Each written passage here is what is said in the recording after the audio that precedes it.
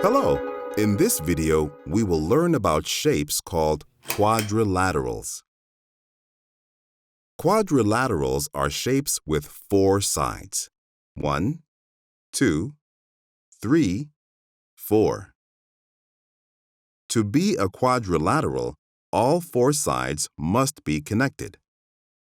Do you see how the sides are connected here? One type of quadrilateral is a parallelogram. Parallelograms have two sets of parallel sides.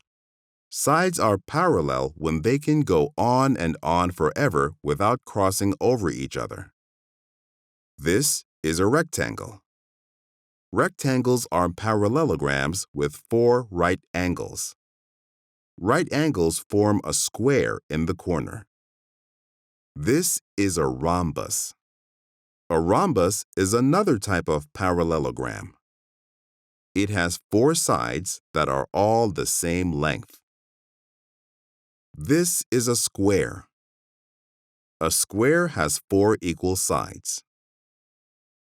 A square is also a rhombus with four right angles.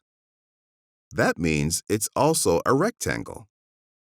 Now you know about four-sided shapes called quadrilaterals. See you next time.